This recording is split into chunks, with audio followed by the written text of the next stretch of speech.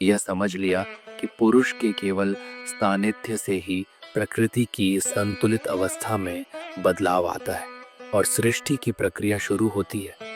अब आइए विस्तार से समझते हैं कि यह विकास क्रम, जिसे सांख्य दर्शन में तत्व परिणाम कहा गया है, किस प्रकार आगे बढ़ता है और कौन कौन से तत्व किस क्रम में प्रकट होते हैं। सांख्य दर्शन कुल 25 तत्वों की गणना करता है। इनमें पुरुष और मूल प्रकृति भी शामिल है। बाकी के 23 तत्व प्रकृति से ही क्रमशः विकसित होते हैं। जब प्रकृति के 3 गुण सत्व, रजस और तमस का संतुलन बिगड़ता है, तो सबसे पहले जो तत्व प्रकट होता है उसे महत्व या बुद्धि कहा जाता है। महत्व या बुद्धि सृष्टि का पहला विकार या परिणाम है। यह संपूर्ण ब्रह्मांड की सामूहिक बुद्धि यानी कॉस्मिक इंटेलिजेंस कहलाती है। व्यक्तिगत रूप में यह हमारी निर्णय लेने की शक्ति, विवेक और समझने बूझने की क्षमता होती है। यही बुद्धि हमें सोचने, समझने और विभिन्न चीजों में फर्क करने में मदद करती है। इसमें सत्व गुण की प्रधानता होती है, इसलिए इसका स्वभाव प्रकाशमय और ज्ञान से भरपूर होता है। हालांकि रजस और तमस गुण भी इसमें हल्के रूप में मौजूद रहते हैं। यही बुद्धि सबसे पहले पुरुष के प्रकाश को प्रतिबिंबित करती है और आगे होने वाले विकास की नींव रखती है। महत्व या बुद्धि से अगला विकसित होने वाला तत्व है अहंकार। अहंकार का मतलब होता है मैं का भाव, यानी आईनेस या अस्मिता। ये वही तत्व है जो हमें अपने अस्तित्व का एहसास कराता है और चीजों के साथ मेरा का भाव जोड़ता है। जैसे मेरा शरीर, मेरी बुद्धि, मेरा अनुभव, ये हमारे व्यक्तित्व का केंद्र होता है, जो हमें दूसरों से अलग होने का अनुभव कराता है। अहंकार ही उस भावना का कारण है जिससे हम खुद को कर्ता और भोक्ता मानने लगते हैं। इसी भ्रम के कारण पुरुष खुद को इन भूमिकाओं से जोड़ बैठता है।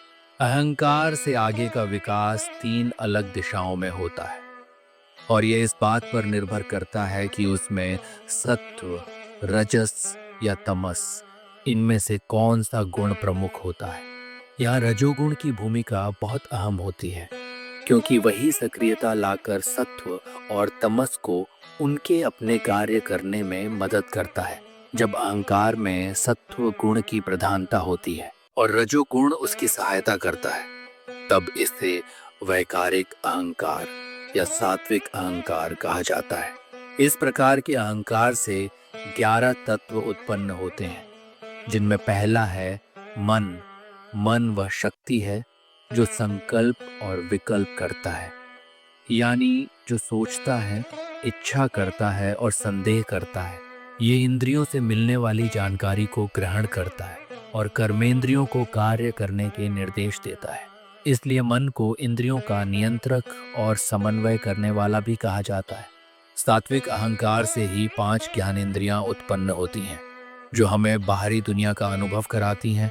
ये हैं 1 आँख, देखने की शक्ति, 2 कान, सुनने की शक्ति, 3 नाक, सूंघने की शक्ति, 4 जीभ, चखने की शक्ति, 5 त्वचा, स्पर्श महसूस करने की शक्ति।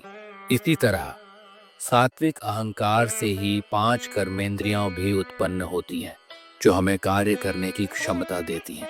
1 वाणी, बोलने की शक्ति, 2 हाथ, पकड़ने की शक्ति, 3 पैर, चलने की शक्ति, 4 गुदा, मल त्याग की शक्ति, 5 जननेंद्रिय, प्रजनन की शक्ति। इस प्रकार मन, 5 ज्ञानेंद्रियां और 5 कर्मेंद्रियां, ये कुल 11 तत्व सात्विक अहंकार से उत्पन्न होते हैं। जब अहंकार में तमस गुण की प्रधानता होती है और रजस उसकी सहायता करता है, तो इसे भूतादि अहंकार या तामसिक अहंकार कहा जाता है। इससे 5 तन मात्राएं उत्पन्न होती हैं। तन मात्राएं अत्यंत सूक्ष्म होती हैं और ये ही आगे चलकर स्थूल भूतों यानी पंच महाभूतों का कारण बनती है। इनमें स्वयं कोई विशेष गुण नहीं होते, लेकिन ये क्रमशः 5 प्रकार की सूक्ष्म संवेदनाओं का आधार होती है। 1 शब्द, तन मात्रा, ध्वनि की सूक्ष्म अवस्था। 2 स्पर्श तन मात्रा, स्पर्श की सूक्ष्म अवस्था। 3 रूप तन मात्रा, रूप या रंग की सूक्ष्म अवस्था। 4 रस तन मात्रा, स्वाद की सूक्ष्म अवस्था। 5 गंध तन मात्रा, गंध की सूक्ष्म अवस्था। इन तन मात्राओं को इंद्रियां सीधे नहीं ग्रहण कर सकती, बल्कि ये स्थूल भूतों के माध्यम से ही अनुभव में आती हैं। यहाँ रजस गुण प्रधान अहंकार की भूमिका को समझना जरूरी है, जिसे तेजस अहंकार कहा जाता है।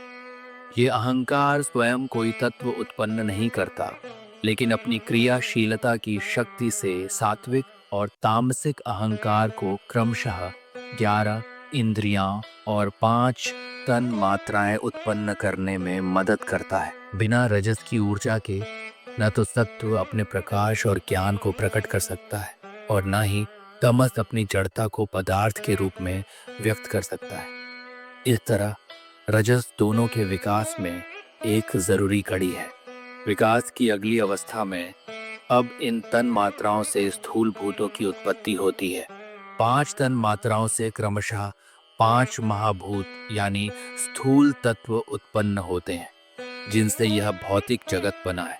इनकी उत्पत्ति एक विशेष क्रम में होती है, और हर अगला तत्व अपने पहले वाले तत्वों के गुण भी अपने भीतर समाहित करता है।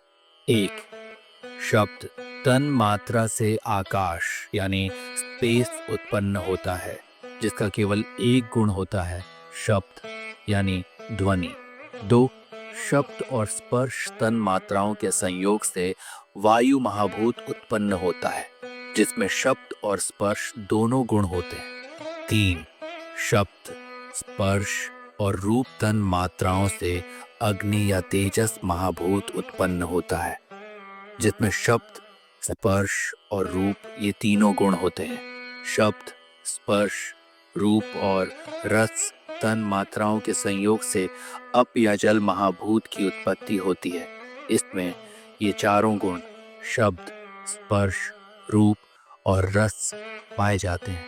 अंत में जब शब्द, स्पर्श, रूप, रस और गंध सभी 5 तन मात्राएं मिलती है, तो उनसे पृथ्वी या अर्थ महाभूत उत्पन्न होता है। इसमें 5 गुण शब्द, स्पर्श, रूप, रस और गंध उपस्थित होते हैं। पृथ्वी सबसे स्थूल और ठोस तत्व है, और ये अपने से पहले के सभी 4 महाभूतों के गुणों को अपने भीतर समेटे होती है। इस प्रकार सांख्य दर्शन प्रकृति से लेकर स्थूल महाभूतों तक कुल 23 तत्वों के क्रमिक विकास की एक सुंदर और सुसंगत व्याख्या देता है। ये 23 तत्व हैं: महद बुद्धि, अहंकार, मन, 5 ज्ञानेंद्रियां, 5 कर्मेंद्रियां, 5 तन मात्राएं और 5 महाभूत। जब हम इनमें मूल कारण प्रकृति और उससे भिन्न चेतन सत्ता पुरुष को जोड़ते हैं, तो सांख्य के 25 तत्व पूर्ण हो जाते हैं। यह समझना अत्यंत आवश्यक है कि इन 25 में से केवल पुरुष ही चेतन, अजर, अमर और अपरिवर्तनशील है। बाकी के 24 तत्व प्रकृति से उत्पन्न हुए हैं, इसलिए ये सभी जड़, अचेतन और परिवर्तनशील है। यही भेद प्रकृति और पुरुष के स्वरूप को स्पष्ट करता है और सृष्टि के रहस्य को उजागर करता है। अब यह प्रश्न उठता है कि यदि पुरुष स्वभाव से शुद्ध चेतन, असंग और निष्क्रिय है, तो वह बंधन में कैसे पड़ता है और दुख का अनुभव क्यों करता है? सांख्य के अनुसार बंधन का मुख्य कारण अविवेक यानी भेद ज्ञान का अभाव है। पुरुष अपनी शुद्ध चेतनता और प्रकृति से उत्पन्न विकारों, विशेषकर बुद्धि, अहंकार, मन और शरीर के साथ तादात्म्य यानी पहचान स्थापित कर लेता है। वह खुद को वही समझने लगता है। ये ठीक वैसा ही है जैसे एक सफेद स्फटिक मणि के पास लाल फूल रख दिया जाए। मणि स्वयं लाल नहीं होती, लेकिन वह लाल दिखाई देने लगती है। उसी तरह पुरुष स्वयं सुख दुख, कर्तापन और भोक्तापन से परे होते हुए भी जब बुद्धि में सुख दुख के भाव उठते हैं या अहंकार, मैं कर रहा हूँ, मैं भोग रहा हूँ का भाव लाता है, तो पुरुष अज्ञानवश उन भावों को अपना समझने लगता है। इस तरह बुद्धि में प्रतिबिंबित होने वाले अनुभवों को वह अपना मान लेता है, जबकि वे वास्तव में उसके स्वभाव से विपरीत होते हैं। अहंकार इस भ्रम को और भी गहरा करता है, जैसे मैं सुखी हूँ, मैं दुखी हूँ, मैंने यह किया, मुझे यह चाहिए। ये सब अहंकार की ही भाषा है, जो पुरुष को प्रकृति के खेल में उलझा देती है। प्रकृति और उसके विकार परिवर्तनशील, अनित्य और अंततः दुख रूप होते हैं, क्योंकि कोई भी सांसारिक सुख स्थायी नहीं होता और हर वस्तु परिणाम में दुख ही देती है। इसलिए जब पुरुष इन विकारों से अपना तादात्म्य करता है, तो वह अनिवार्य रूप से उन तीन प्रकार के दुखों, आध्यात्मिक, आदि भौतिक और आदिविक का अनुभव करता है, जिनका पहले वर्णन किया गया था। यह अविवेक और उससे उत्पन्न दुख का चक्र जन्मों तक चलता रहता है, जब तक कि पुरुष को अपने वास्तविक स्वरूप का ज्ञान नहीं हो जाता। तो बंध और दुख के इस चक्र से मुक्ति का मार्ग क्या है? सांख्य के अनुसार मुक्ति का एकमात्र उपाय विवेक या ख्याति है, अर्थात भेद ज्ञान की प्राप्ति। ये कोई साधारण बौद्धिक जानकारी नहीं होती, बल्कि यह एक गहरा, प्रत्यक्ष और सुदृढ़ अनुभवजन्य ज्ञान होता है, जिसमें पुरुष स्पष्ट रूप से यह समझ जाता है कि वह पुरुष है और प्रकृति और उसके सभी 24 विकारों जैसे महत, अहंकार, मन, इंद्रियां, तन्मात्राएं, महाभूत और शरीर से पूरी तरह भिन्न है। जब पुरुष यह अनुभव कर लेता है कि वह नित्य, शुद्ध, बुद्ध, मुक्त स्वभाव वाला केवल साक्षी है, अकर्ता और अभोक्ता किसी भी कार्य और अनुभव से परे, तब उसका प्रकृति और उसके विकारों से तादात्म्य टूट जाता है। यह विवेक ज्ञान कैसे प्राप्त होता है?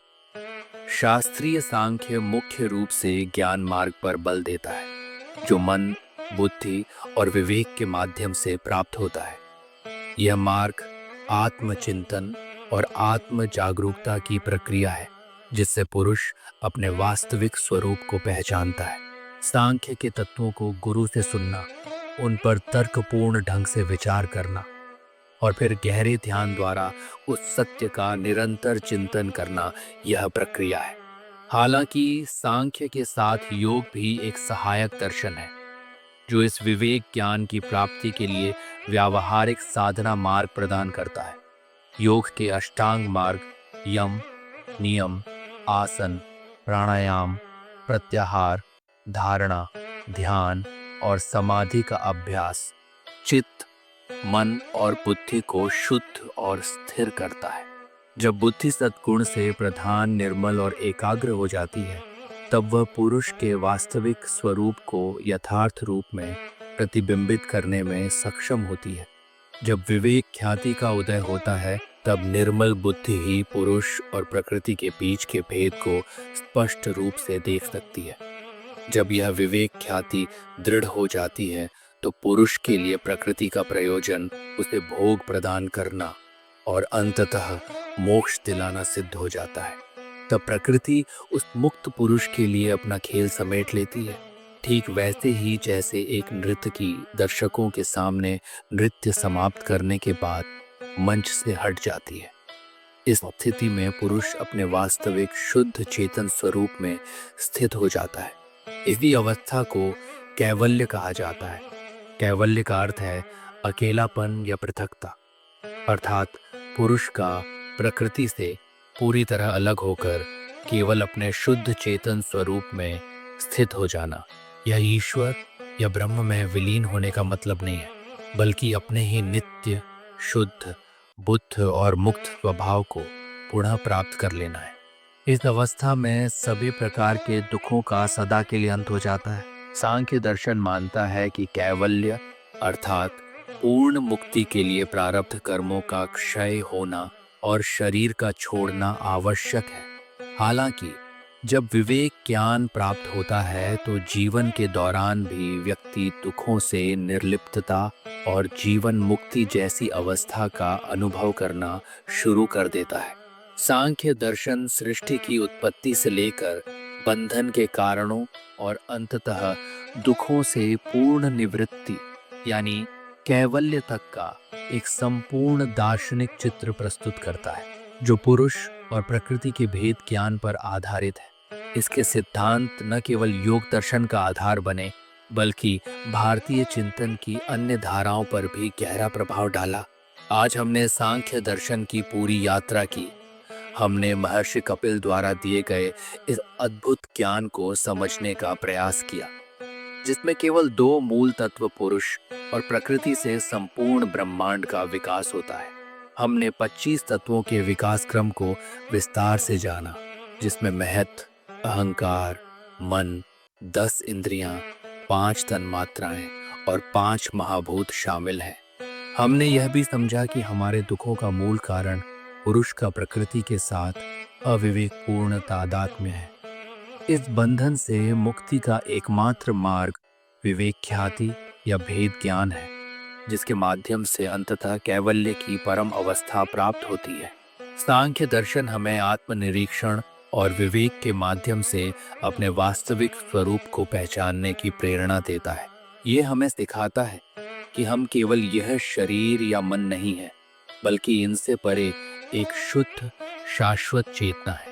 इस ज्ञान को अपने जीवन में उतारकर हम अपने दुखों को कम कर सकते हैं और सच्ची शांति की ओर बढ़ सकते हैं।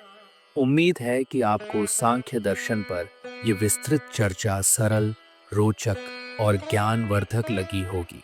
हमने प्रयास किया कि इस गहरे और जटिल विषय को आसान शब्दों में आपके सामने रखा जाए।